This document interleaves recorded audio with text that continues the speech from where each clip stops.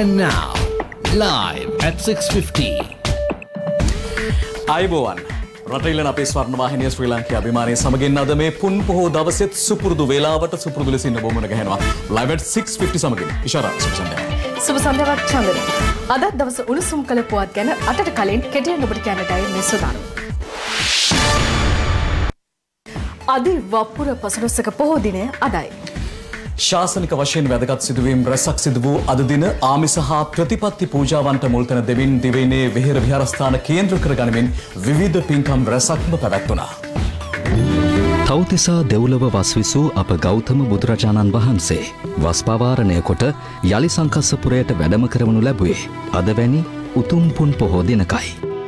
එසේම සැරියුත් මහරහතන් වහන්සේ ප්‍රඥාවෙන් අග්‍රස්ථානය ලැබුවේද වප්පුර පසළොස්වක පොහෝ දිනක වීම විශේෂත්වයක්. අධිවප්පුර පසළොස්වක පොහොය දිනය නිමිත්තෙන් අද දින දිවයිනේ වෙහෙර විහාරස්ථානවල සංවිධානය කර තිබූ පින්කම් සඳහා සැදැහැවතුන් විශාල පිරිසක් එක්ව සිටි බවයි අප වාර්තාකරුවන් සඳහන් කළේ. මේ අතර සෑම පොහෝ දිනකම පැවැත්වෙන ස්වර්ණවාහිනී අමාදහර අද ළමා මනසට මුල් තැන දෙමින් පවත්වාගෙන යාමට අප තීරණය කළේ ලෝක ළමා දිනය අදට යෙදී තිබීම හේතුවෙන්. ඒ අනුව රාජගිරිය ශ්‍රී සුධර්මාරාම විහාරස්ථානය කේන්ද්‍ර කරගනිමින් පැවති අමාදහර වැඩසටහනට ශ්‍රී දේවානන්ද දහම්පාසලේ දූ දරුවන්ද අප සහභාගී කරවා ගත්තා.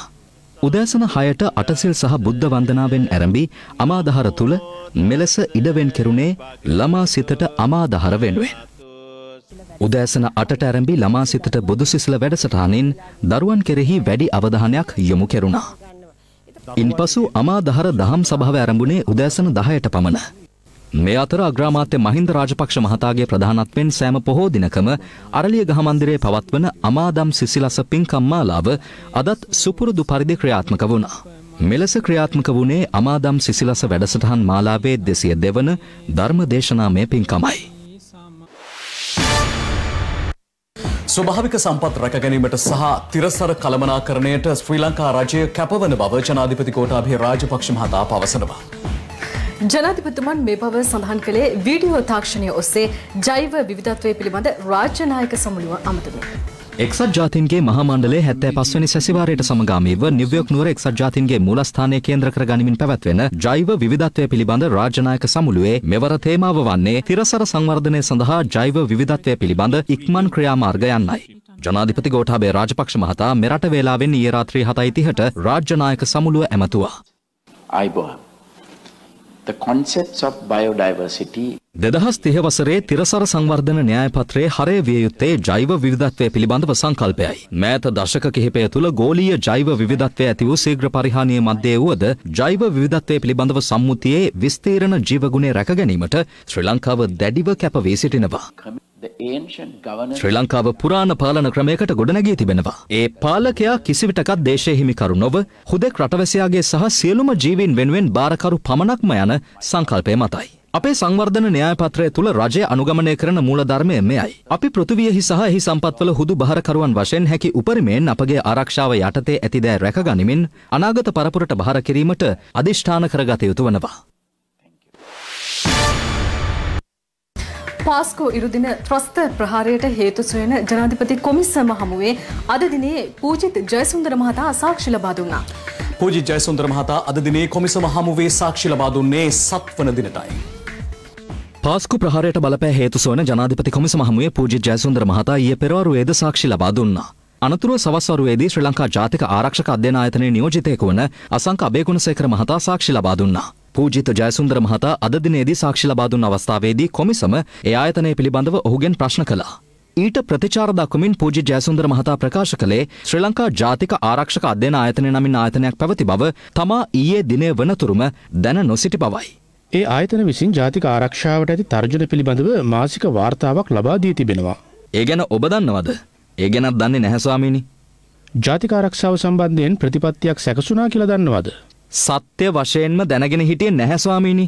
මේ කොමිසමේ එහි සමාජිකයෙක් ඊයේ සාක්ෂි දෙනතුරුත් මම ඒ ගැන දැනගෙන හිටියේ නැහැ. විෂ මද්‍රව්‍ය සොයා මෙහෙයුම් රැසක් පහුගිය පැය 24 දී දිවයින පුරා සිදු කෙරුණා.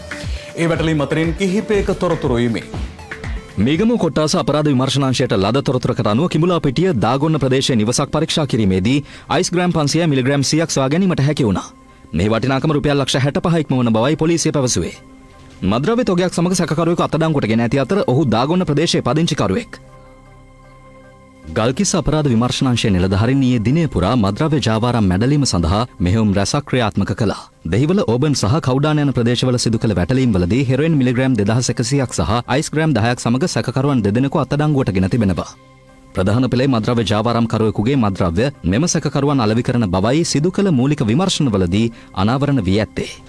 මාලිගාවත්ත මහල් නිවාස සංකීර්ණයක සිදු කළ වැටලීමකදී දසනායක මහල් නිවාසයේ අසල සැකකටයුතු ලෙස සැරිසරූ පුද්ගලයන් දෙදෙනෙකු දෙමටගොඩ පොලිසිය විසින් පරීක්ෂා කර තිබෙනවා. එහිදී හෙරොයින් ග්‍රෑම් 9යි මිලිග්‍රෑම් 360ක් සොයා ගැනීමට හැකි වූ බව පොලිසිය පැවසුවා. මහා පරිමාණ මද්‍රව්‍ය ජාවාරම් කරුවන් සමග සම්බන්ධතා පවත්වමින් මෙම සැකකරුවන් දෙදෙනා තෝරාගත් ගණුම් කරුවන්ට මද්‍රව්‍ය අලෙවි කර ඇති බවයි සිදු කළ විමර්ශනවලදී අනාවරණ වී ඇත්තේ. අපේ රටේ හැම කෙනාගේම මුවේ රැඳුණු සිනහව සමගින් කියවුණු ආදරණීය ටෙනි අද දිවි රංග මඩලින් සමුගත්තා. මොරටුමුල්ල මෙතෝදිස්ත දේවස්ථාන සුසාන භූමියේදී ටෙනිසන් කුරේ අප ආදරණීය කලා ශිල්පියාගේ අවසන් කටයුතු සිදු කෙරුණා.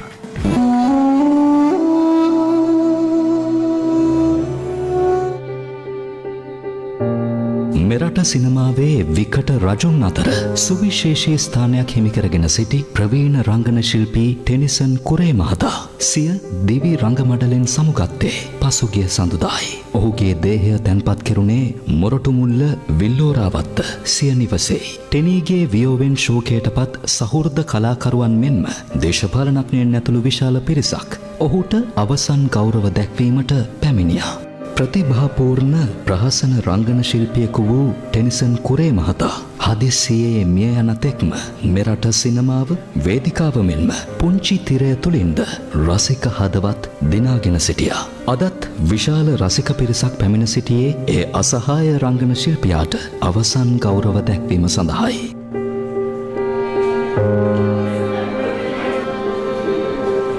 වසර ගණනාවක් පුරාවට ප්‍රහසන රංගනයෙන් රටක් හිනැස්සූ ටෙනිසන් කුරේ සිය සහෘදයන්ගේ කරමතින් අද සිය නිවසින් පිටත් වුණේ බොහෝ දෙනාගේ සෝසුසුම් මැදයි.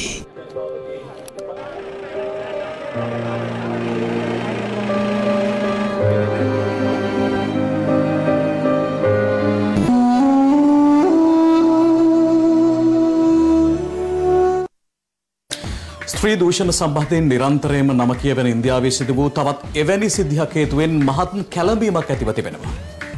අද විදෙස් පුවත් වලින් සොයා බලන්නේ ඒ පිළිබඳවයි. මීට සති දෙකකට පමණ ඉහතදී නවදලි නුවරදී සමූහ දූෂණයට ලක් වූ 19 හැවිරිදි තරුණියක් රෝහල්ගතව ප්‍රතිකාර ලබමින් සිටියේදී මිය යාමේ සිද්ධිය මේ වන විට ඉන්දියාව පුරා මහත් කැළඹීමක් ඇති කර තිබෙනවා. මෙම තරුණිය රෝහල්ගතව සිටියේදී අවසන් වරට කළ ප්‍රකාශයක් සමාජ මාධ්‍යයටද එක් කර තිබුණේ මෙලෙසින්. මේ සම්බන්ධයෙන් ඉන්දියාව පුරා විරෝධතා පැන නැගෙමින් පවතින අතර අදාළ තරුණියගේ දේහය පිළිබඳ අවසන් කටයුතු පවුලේ සමාජිකයන් හෝ ඥාතීන්ගේ සහභාගීත්වයෙන් තොරව පොලිසිය විසින් සිදු කිරීමත් සමග මේ තත්ත්වය උත්සන්න වී ඇති බවයි වාර්තා වන්නේ. මේ අතර දූෂණයට ලක්ව මිය ගිය මෙම තරුණියගේ පවුලේ ඥාතීන් හමුවීමට ගිය ඉන්දිය කොංග්‍රස් පක්ෂ නායක රාහුල් ගාන්ධි සහ ඔහුගේ සොහොයුරිය ප්‍රියංකා ගාන්ධිට උත්තර ප්‍රදේශ ප්‍රාන්තයේ අධිවේගී මාර්ගයක් අසල පොලිසිය බහදා කළේ මෙලෙසින්. මෙහිදී රාහුල් ගාන්ධි බිම ඇද වැටුණු අතර අනතුරුව ඔහු සමග පැමිණි පිරිස පොලිසියට එරෙහිව දැඩි විරෝධතාවයකද නිරත වුණා. අද ක්‍රීඩා පුවත් තුලින් IPL තරඟාවලියේ තවත් උද්වේගකර තරඟයක් වෙතයි දැන් අප ඔබව කැඳවාගෙන යන්නේ. IPL තරඟාවලියේ 12 වෙනි තරඟයේ කොල්කතා නයිට් රයිඩර්ස් කණ්ඩායම සහ රාජස්ථාන් රොයල්ස් කණ්ඩායම අතර ඊයේ ඩුබායිහිදී පැවැත්වුණා.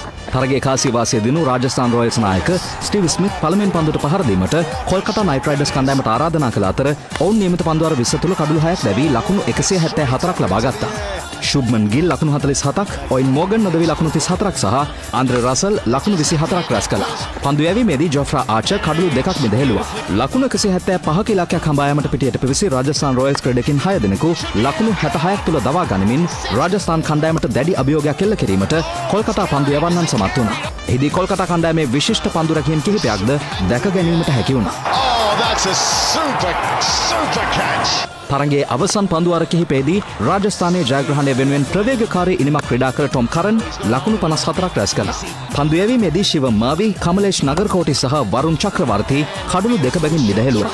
ඒ අනුව තරගේ ලකුණු 37කින් ජය ගැනීමට කොල්කතා නයිට් රයිඩර්ස් කණ්ඩායම සමත් වුණා. තරගේ වීරයා ශිවම් මාවි. ඒ තමයි අද දවස් උණුසුම් කළ පුවත්. ඒකට වැඩි විස්තර සමගින් අප ඔබ මුණ ගැහෙනවා ලයිව් එට් තුලින්.